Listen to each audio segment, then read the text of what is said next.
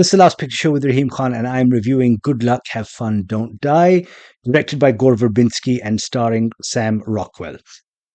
Regardless of what you think about this movie, the very fact that it exists for a song, the song being $20 million, means that, again, regardless of whether you thought it was good, bad, or ugly, I am going to applaud it. I have long been an advocate, a proponent of, I'm not saying micro budgets or zero budgets, but the very fact, the obscene amount of money that is being spent on movies, sort of $150 million plus seems to be almost standard fare nowadays. And here you have this movie, which I have to say was charming, was smart, was a movie that could have been, of course, better. But I mean, the very fact that you were able to put on, a show for $20 million and recoup about half of that at the box office, deserves mention at least on this platform. But I mean, sort of even beyond that, I just think we have to applaud a feat like this. I mean, on these big budget movies, I think $20 million is like the catering budget or something like that. I'm sure I'm off. I don't think it's the catering budget, but it's not a lot of money. And the very fact that you do have, I'm not saying you have A-listers in this. You have Sam Rockwell, Jay-Z Beat, Michael Pena, Hayley, Richardson, and our guy, Asim Chaudhry, Kabuds from Corrupt FM. You know who I'm talking about. The very fact that you just have these people, and I think it was shot in South Africa. Again, I mean, I'm with you guys, man. I'm with you all the way. Now, the movie gives me an excuse, thank God, to do a best time loop, all best time loop movies of all time or whatever, and I'll put that out in a week or two. But I'm glad that sort of it gives me that excuse. But even beyond that, I think that the film has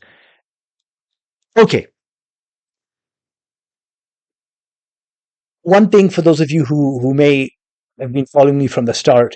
I often feel that when films, they tend to run over a certain mark, like maybe an hour 45 or even an hour 30, right? And they hit like 2 hours, 10 minutes.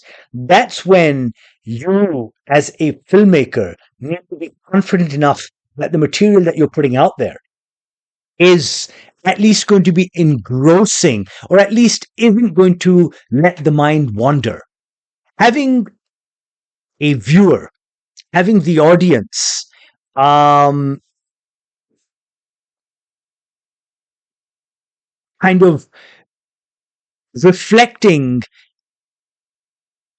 on something else. Like, honestly, if while watching a movie, right? If I start thinking about something else, this means the movie's not doing its job. For example, if as I said, if my mind starts to wander, if I suddenly feel that a scene has gone on for too long, or at least a scene or a first half or a second half, the first act, second act, third act, whatever, has lost its momentum, and I just want them to sort of get rid of this bit, or at least get done with this and move on to the next, then that is where you, as a filmmaker, as a scriptwriter, as a director, need to be cutting down. So I think that this is a movie that could have seriously benefited from, a little snip, a little, sort of just being not being so generous with the audience's time. So I think it could have come down from like 2 hours 10 to like a nice neat, like maybe an hour 30, hour 40. And the movie could have been tighter, it could have been neater. So that's where I think is one of the failings of this movie. The second failing of this movie, besides all the good, because there are some really good things in this movie, is that again, I think there is a problem with tone.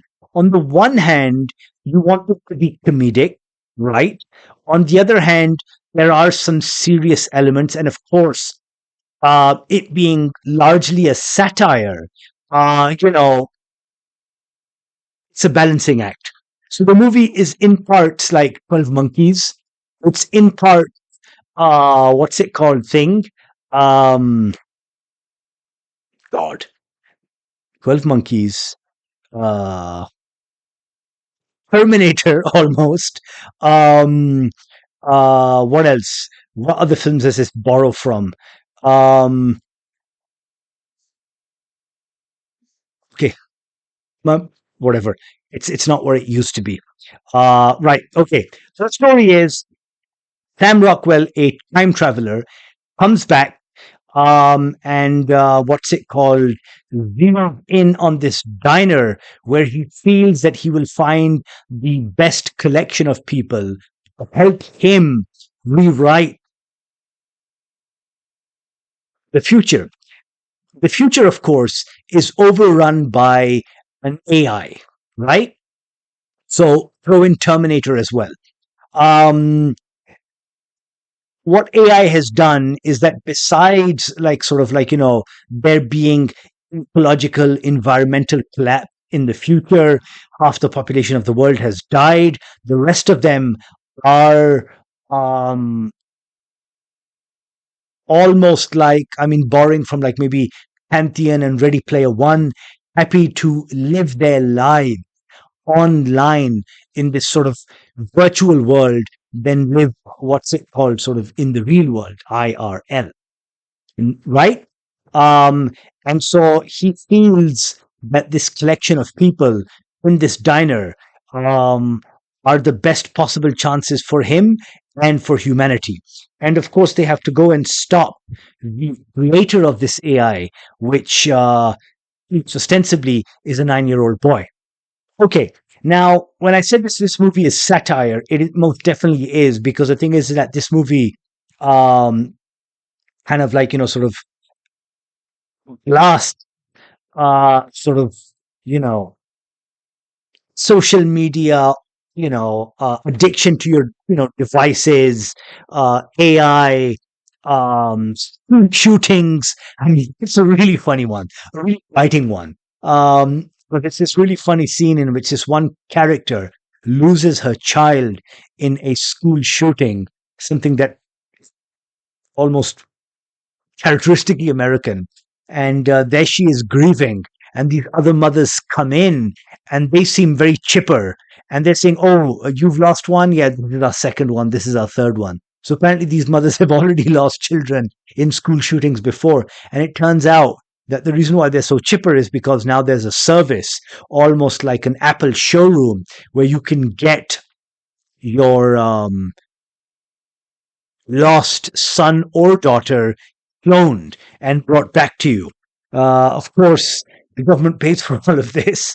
Um, and if you do not get the premium model, you end up with a clone that every hour or so, or every sort of like a sort of whenever there's an awkward silence or something, starts reeling out an ad.